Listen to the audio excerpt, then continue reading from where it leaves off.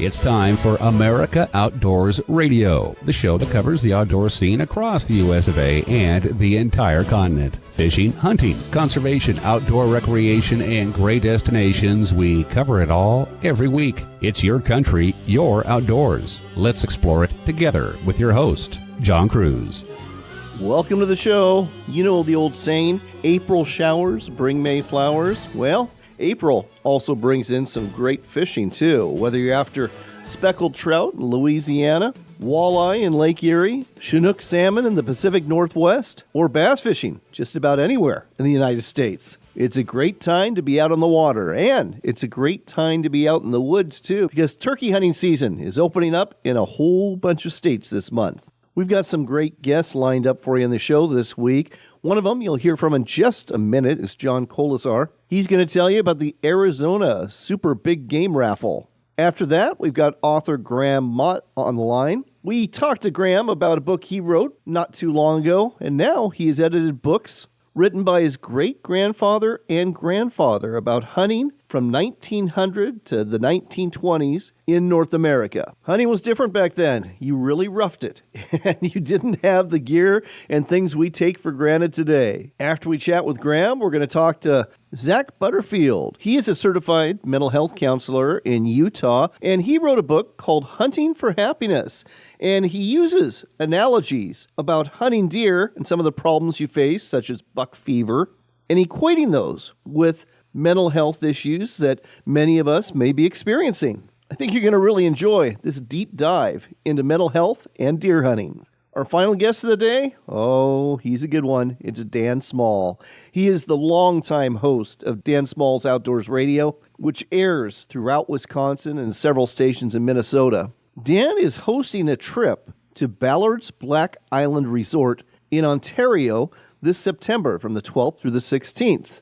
Now, this lodge has got everything you need in terms of comfort and amenities and meals. They've got great boats to fish out of, and Lake of the Woods has got some fantastic fishing. As a matter of fact, you have a real shot at catching smallmouth, muskie, pike, walleye, and all sorts of crappie on a trip here. You'll be fishing in either a guided or semi-guided fashion, and with the exchange rate the way it is, this is a very, very affordable fishing expedition. Dan will tell you more about it towards the end of our program today. This portion of the show is brought to you by our friends at Henry Repeating Arms, and they've got something brand new out. It is the Lever Action Supreme Rifle, and it takes lever action rifles to a whole new level. They have completely reinvented the lever action rifle here. For example, it actually comes with either a 5-round magazine to comply with certain state laws, or an AR-style magazine that will hold a whole bunch more ammunition. There's brand new, innovative iron sights, and it's also really easy to put a red dot or compact scope on top of it, too. It's lightweight, and it comes in 223, 5.56, and 300 blackout calibers with more to come. You can find out more about the Lever Action Supreme Rifle from Henry Repeating Arms, made right here in America, by going to henryusa.com. That's henryusa.com. Check out the Lever Action Supreme and look for a dealer near you.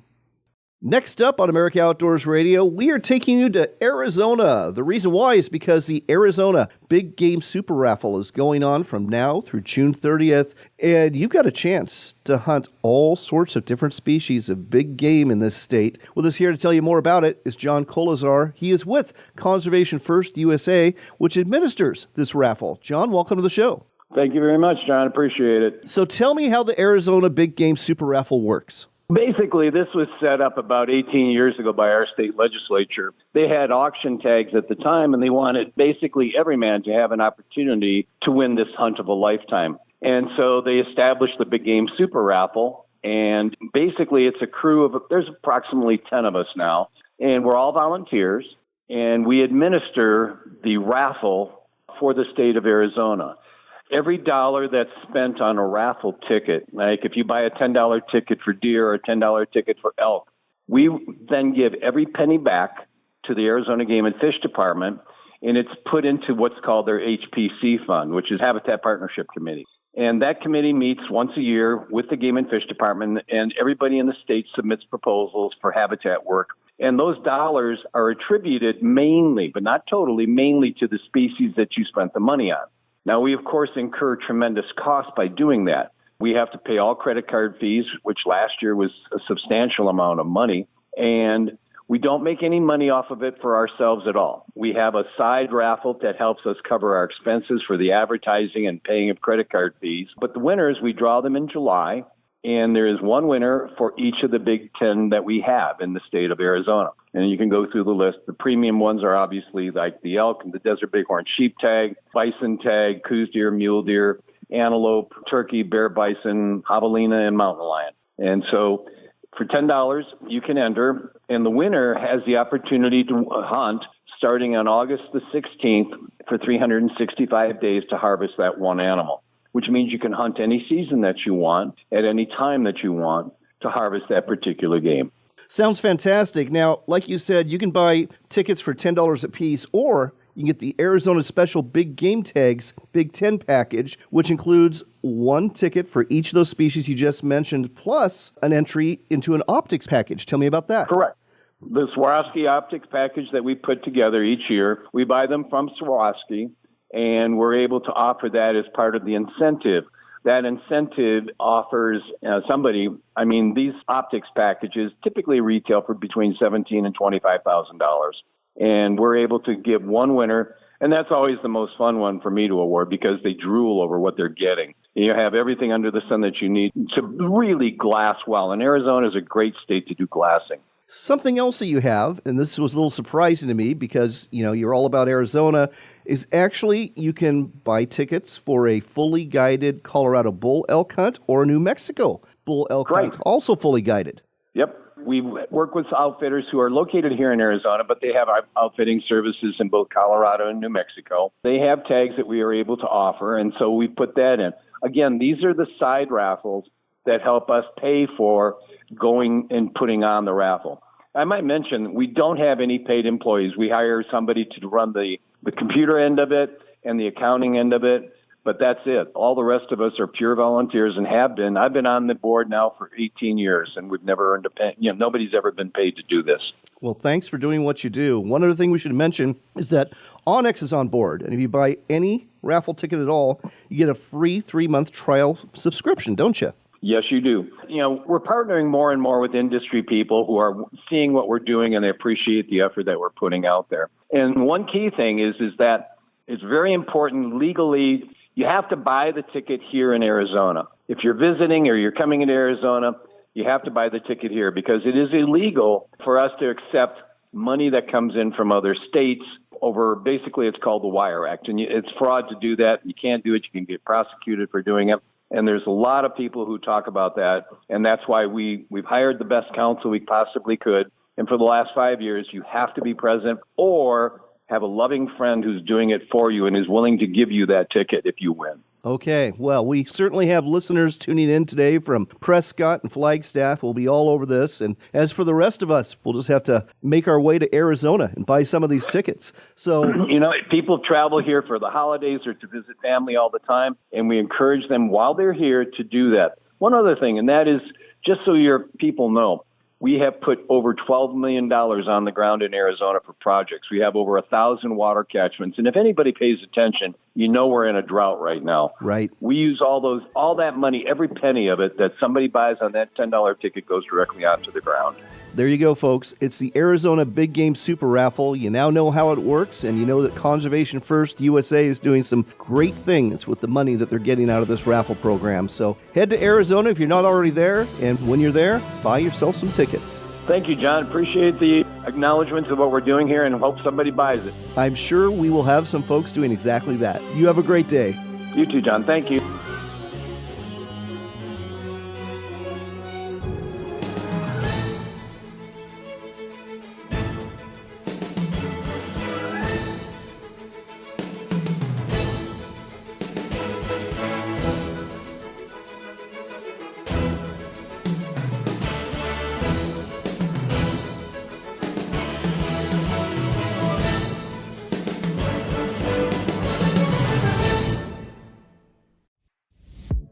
This is the Rolling Knife Sharpener by WorkSharp. Designed to make sharpening fast, easy and work every time. Snap to your angle, select your abrasive, and make sharp happen.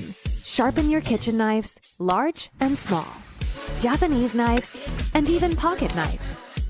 The magnetic angle base secures a wide range of knives at 4 set angles. 3 premium abrasives deliver fast sharpening and exceptional results. The tri-axle drive system allows you to follow the curve of your longest blade. And the soft touch grip ensures comfort and safety during the entire sharpening process. Add confidence to your cuts. Make sharp happen. In today's news, I'm cooking a brisket. Let's go to Jill at my house to see how it's going. This is your house and you brought me and the crew to check on your brisket? That's correct, Jill. How's it looking? This is a Camp Chef Woodwind Wi-Fi. You know you can check your cook right from your phone, right? I didn't know that was an option, Jill. Well, never mind. But before you leave, can you feed the dog? What? No. When we get back, why is my check engine light on? The answer may shock me. Come explore the Dalles in Oregon for outdoors fun. Hike amongst the wildflowers, bike our riverfront trail, or visit the Gorge Discovery Center where you can enjoy a live raptor display, or even check out our National Neon Sign Museum. But don't forget the fishing. We've got salmon, steelhead, bass, walleye, and monster-sized sturgeon waiting just for you. When the day is done, tell those tall tales at one of our wineries, breweries, or restaurants and plan your next adventure. Find out more at explorethedalles.com. backcountryhunters.org. Join the fight for our public lands and waters today.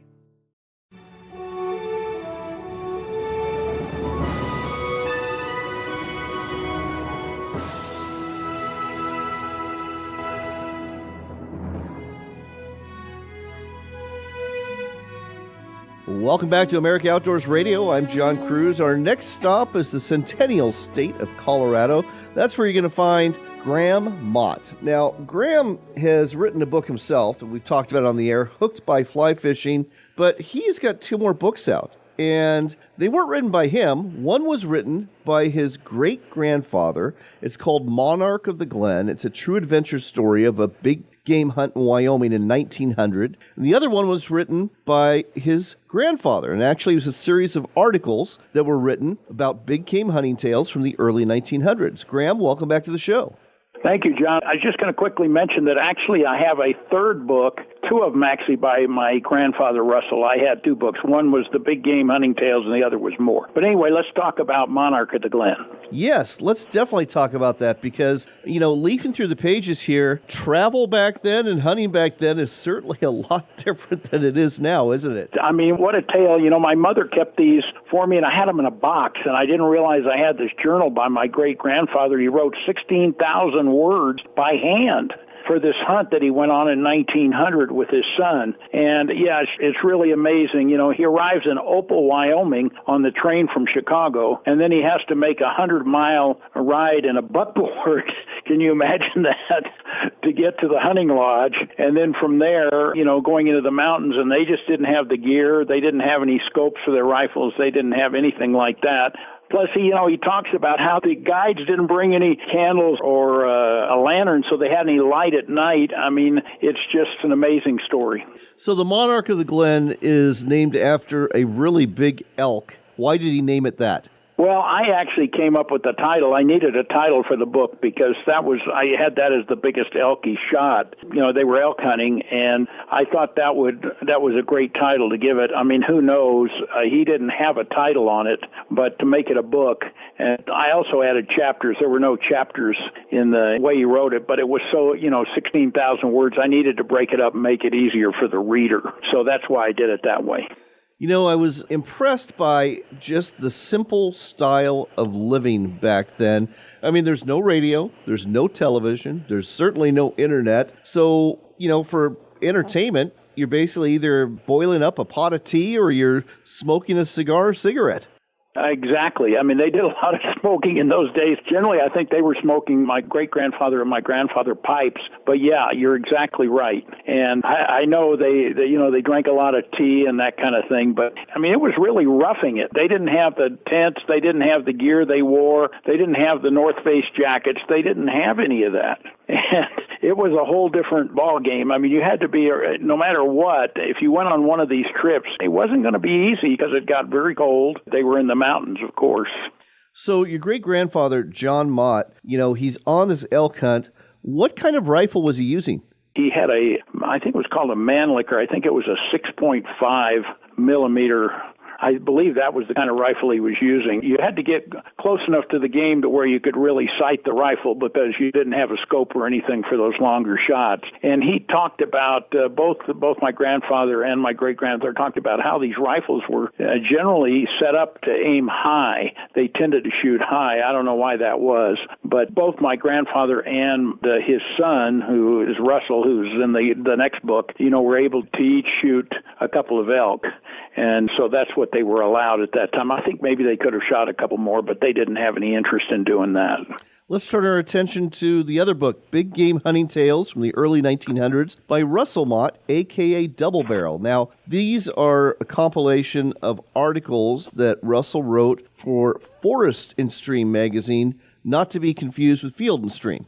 Right. I think Field and Stream kind of took over for him, but I could be wrong about that. But these stories actually include my great-grandfather in a couple of the stories, where he joined his son on a hunt, and he was in his 70s at that time. And, they went on these hunts. But these hunts took place mainly in these books in Canada. They hunted moose, caribou, mountain sheep, mountain goats, grizzly bear, that kind of thing. And all these hunts basically took place there. Although the second book, which is more big game hunting tales, there are a couple stories where he went to Lower California and Mexico. I didn't realize down there in the Baja Peninsula there were mountain sheep, but he went down there and hunted them down there. His stories are really very descriptive in both books.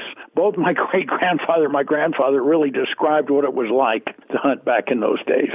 One story is called Harold and the Grizzly, written in 1919, and it's about a grizzly bear hunt, but what really caught me was when Harold almost got swept under a log jam, and your grandfather was trying to free him and didn't have the pocket knife that he almost always carried with him. It was really a harrowing tale. Yeah, that was really a great story. I'm glad you mentioned that one because I thought that was one of the best stories he wrote, and that was a harrowing tale. I mean, what a deal. Suddenly he needs the knife to cut the pack off of the guy's back, Harold's back, because he's in the water, and Harold's saying remove the pack, and he reaches and he doesn't have his knife, and he said that's the only time he could remember not having his knife. Yeah, that was just amazing. That's a great story. The one thing about these articles is that they're actually accompanied by photo support. And I mean, it's obviously black and white from back then, but it really adds to it. And in addition to big game hunting, he also tells a tale about a shark fishing expedition in Florida. Yeah, he does have the one story about going after sharks, and I thought what made it interesting is they get this big shark, and they pull it up on the boat, and he proceeds to shoot it with his rifle. And I thought that was quite interesting. I didn't expect that, but he put up a couple of bullets through its head. So anyway, yeah, he talks about the ingredients in the shark's stomach and what was there, including, I think there was the remains of a turtle and all kinds of things, but it's another good story in the book. Getting back to the simple life, I just always assumed that back then people were boiling up coffee, but your grandfather and great-grandfather, they were tea drinkers. Well, I think they liked coffee, and if you may not have hit the spot in the book where he talks about coffee, but the coffee that the guides provided, he thought was awful. Oh, okay. And so once they tried some of this coffee, he said it was the worst coffee he'd ever tried. They went to tea, and that's what they drank. They drank tea all the time. In fact, he said he never had so much tea in his whole life. And yeah, that was a good story. Then there's also the story about my grandfather where he was hunting caribou, and he was eating all this bacon. Right. And they said he was the only one who ate like 75 pounds of bacon. I don't know, maybe it wasn't that much. Maybe it was 45 pounds. I don't know. It was a lot of bacon. And so after the hunt, when the guys were kind of drinking and having the guides and everybody a good time after that, they were talking about my grandfather as the bacon eater. So anyway, that's quite a funny part to it, too.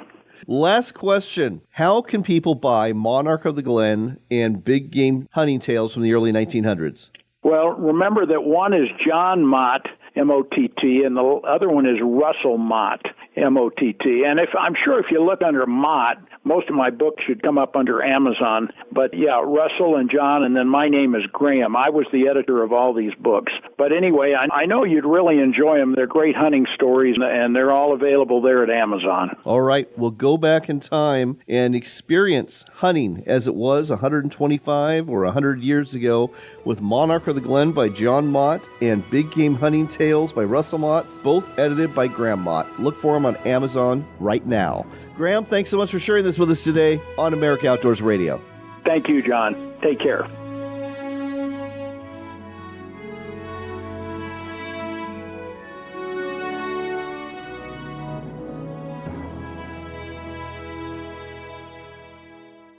I'm Anthony Imperato, president of Henry Repeating Arms. Patriotic Americans are looking to protect and provide for their families now more than ever. Henry has over 200 rifles and shotguns to choose from. Made in America or not made at all. And backed by a lifetime guarantee. Order a free catalog, decals, and a list of Henry dealers in your area. Go to henryusa.com or call 1-800-958-4993. Thank you and God bless America.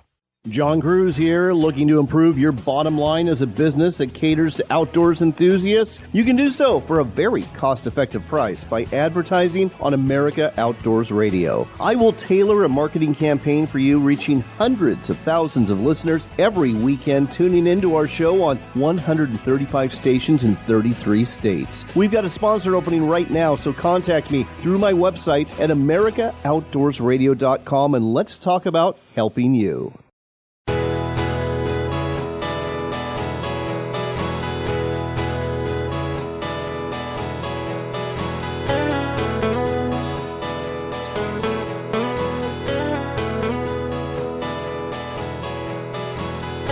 You're back in with America Outdoors Radio. Our next stop is Riverdale, Utah. That's where you're going to find Zack Butterfield. He is a certified mental health counselor, and he's the man behind Butterfield Counseling and Neurofeedback. And he recently wrote a book that you can find at Amazon.com called Hunting for Happiness, the Outdoorsman's Guide to Getting Rid of Buck Fever, Cowboying Up, and Enjoying Life. Zack, welcome to the show. I'm so glad to be here. Thanks for inviting me. So tell our listeners a little bit more about your book. Yeah, so I grew up in a rural community, hunting, raising goats and sheep, and that was pretty foundational to, my understanding of psychology. When I made the decision to get my bachelor's degree in psychology and then my master's in mental health counseling, I found that there's not great resources for rural communities that speaks in our language. And so I found that I've had a lot of success in my counseling practice because I can relate to people with my hunting stories and my background. So I decided to write a book. So the book is covering topics like PTSD, addiction, anxiety, improving your relationships, but using hunting stories, fishing stories, and other outdoor stories to try to make it fun, try to make it enjoyable and educational. So let's talk about some of the things that are in your book. And one of them is all about getting rid of buck fever. Yes. Buck fever, talk about anxiety there. People get flustered, they start to shake, and they miss the shot. So how do you get rid of buck fever when it strikes?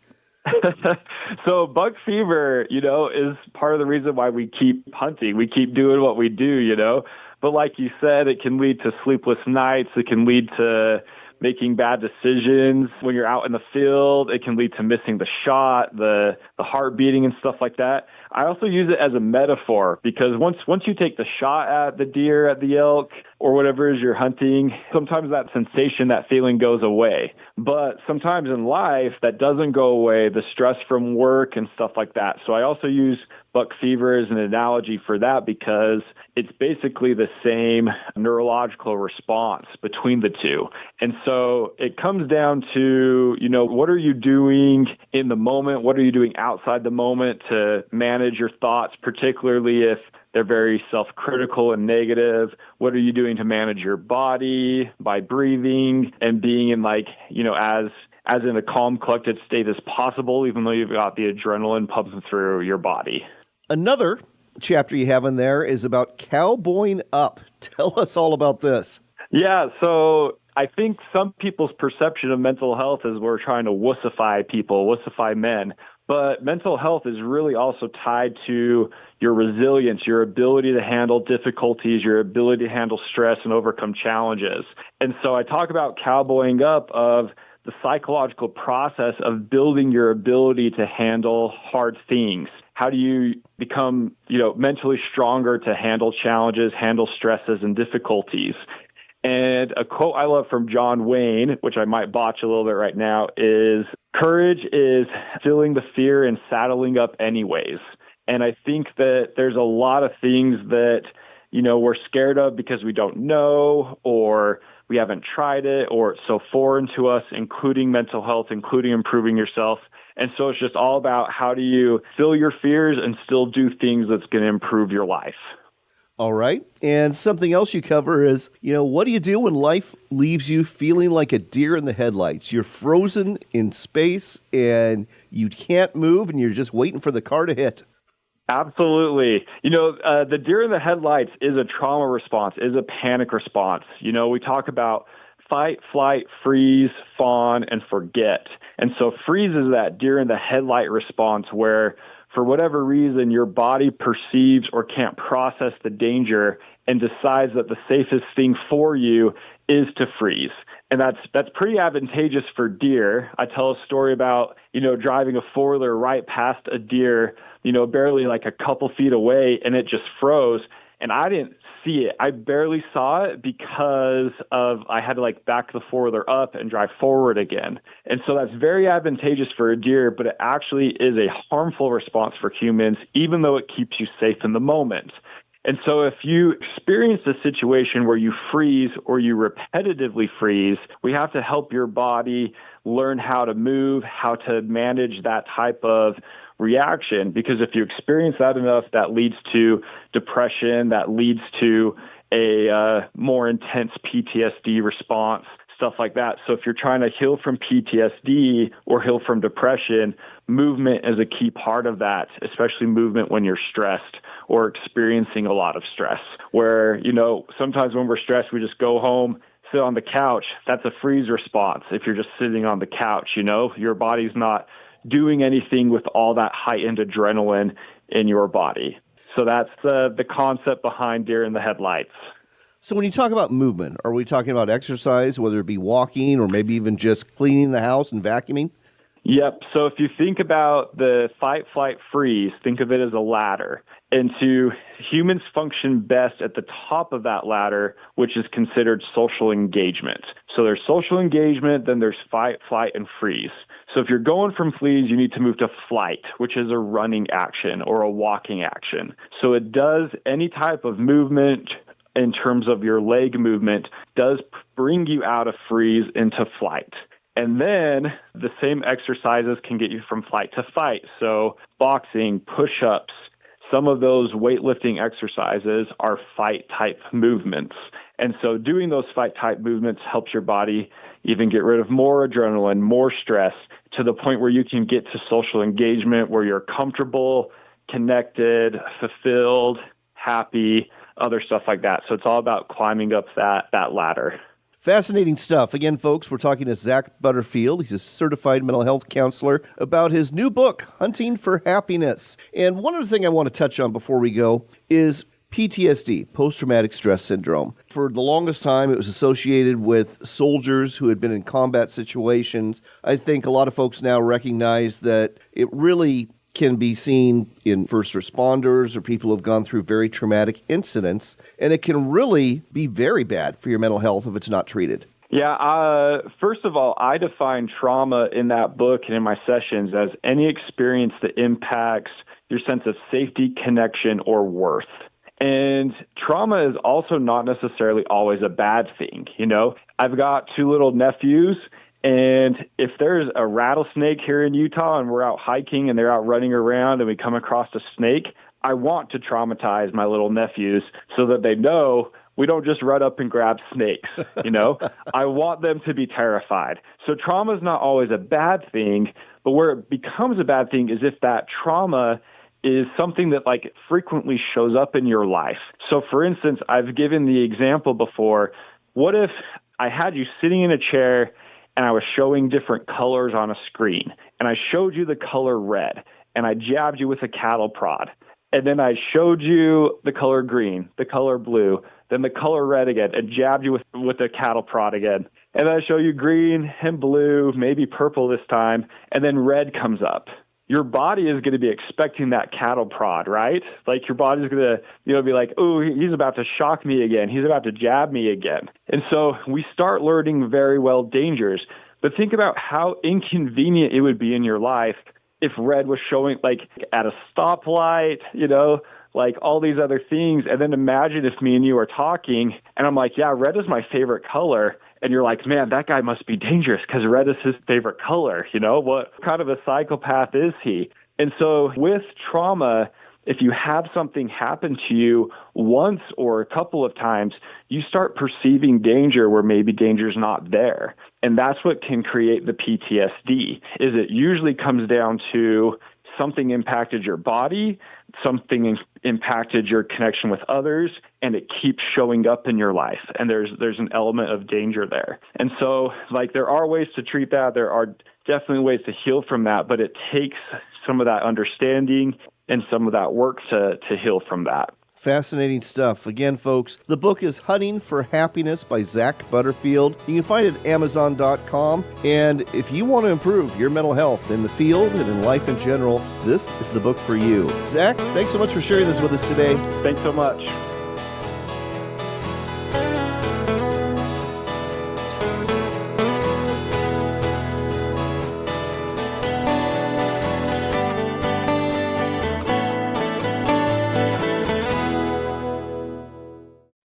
When you think of WorkSharp knife and tool sharpeners, you probably think of sharpeners for the shop or the field, but WorkSharp has a whole lineup of sharpeners for the kitchen too. We're talking about everything from easy-to-use manual and electric knife sharpeners to ceramic honing rods, whetstones, and the new rolling knife sharpener, an innovative manual sharpener that will do wonders for your cutlery. Make sure there's never a dull moment in your kitchen. Check out the entire product line and order today at WorkSharpTools.com. That's WorkSharpTools.com. Frustrated with high prices and stingy possession limits at Alaska Lodges? Well, come to beautiful Haida Gwaii in British Columbia, where you can bring home more Chinook salmon for less money thanks to a generous exchange rate between Canadian and American dollars. Stay in our beautiful lodge and enjoy guided fishing for 3 or 4 days, where we'll target Chinook and coho salmon, as well as halibut, lingcod, rockfish, and tuna. Book today at hgsportfishing.com. That's hgsportfishing.com. John Kruse here, looking to improve your bottom line as a business that caters to outdoors enthusiasts? You can do so for a very cost-effective price by advertising on America Outdoors Radio. I will tailor a marketing campaign for you, reaching hundreds of thousands of listeners every weekend tuning into our show on 135 stations in 33 states. We've got a sponsor opening right now, so contact me through my website at AmericaOutdoorsRadio.com and let's talk about helping you. Modular. When it comes to getting the most out of your Camp Chef 2-burner propane stove, that's the word to use. Sure, you can cook directly over either burner with a pot or pan, but how about putting a grill box on to serve up burgers, steaks, or chicken? Put a griddle on to cook up your breakfast. Pizza? We've got that covered too with our pizza oven that you place right over the stove. Whatever you're cooking while camping or at home, Camp Chef has got you covered. Find out more about modular stove accessories at campchef.com today. Let's see, if something costs less, a lot less, but people are actually happier with it, that sounds like something to look into, and that's MetaShare. Maybe you've heard joining MediShare can save you or your family up to $500 a month, and that's huge, but it's also true. People are just happier with it. They love being part of something that reflects and promotes their values and what they believe in. MediShare works, too. It's been around for 30 years now, and members have shared more than $7 billion of each other's bills. People love having telehealth and a huge nationwide PPO network, so yeah, really, you can save a ton and like it better. Imagine being happy with how you're taking care of your health care, whether you're self-employed or part of the gig economy, or you just want a plan that you're happy with. Here you go. You can call right now and get a price within 2 minutes. A very, very smart use of 2 minutes. Here's the number you need. It's 855-SHARE-40. 855-SHARE 40. 855-SHARE-40.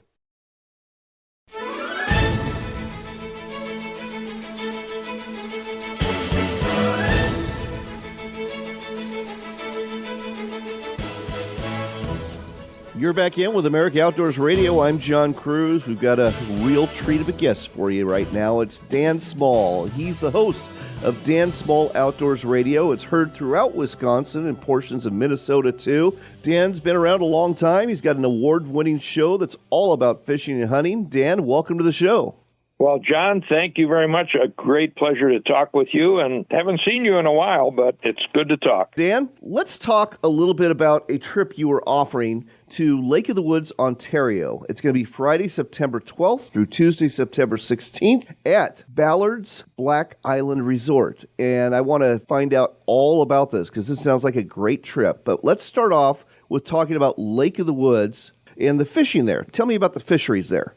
Well, first of all, the lake is huge. It is next to Lake Erie. Well, after 5 Great Lakes, it's the next biggest lake in North America, with thousands of islands and thousands of miles, actually, of lake shore. And it's a fishery that is as varied as I've found anywhere. And that's what really attracts me to it, besides the wilderness setting and the accessibility. Walleyes, saugers, which is a close relative of the walleye, and actually sometimes sawguys, the fish that are part walleye and part sauger, they are the primary fish species, but there are great big perch, lots of them. There are big crappies and lots of them as well, plus northern pike, muskies, and smallmouth bass.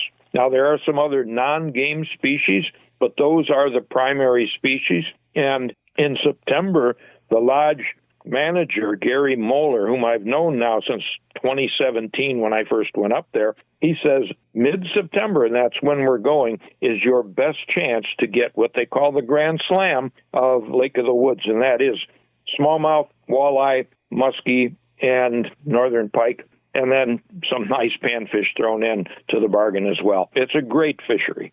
Well, I got to tell you, like you, I live in the northern tier of America, and mid-September is probably my favorite time of year to fish because the fishing is usually just red hot as these fish are putting on the feed bag before winter comes in. So this sounds wonderful. Let's talk a little bit about the lodge itself. So Ballard's Black Island Lodge. Now, it is on an island, and how do you get there?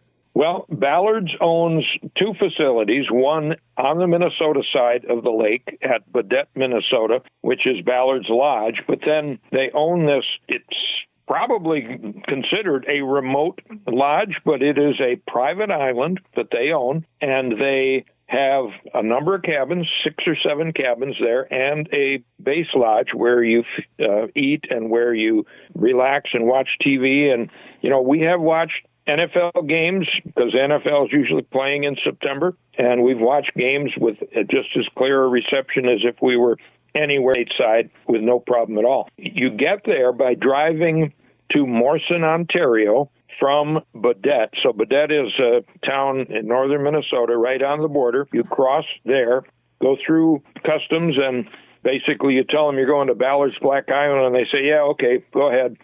Because people are going, they have guests coming all summer long and all fall. You drive up to Morrison, and there's a dock there where the folks from the lodge actually meet us and pick us up in a very nice launch with like a bimini top on it. So if it's raining, it's not uncomfortable. And we make a 6-mile run to the island. They have a very nice mini harbor, really. It's a cove, and they have their docks situated in such a way that even if it's rough out on the lake itself, and it can get rough with northeast winds, it's very calm in the harbor, in the little cove, and you dock there, and the first night you get a really good meal, and then for the next 3 days, you're served very nice breakfast, shore lunch, and our job is to catch walleyes for lunch, in which we do every morning without any difficulty, and then a very nice resort quality dinner. We've had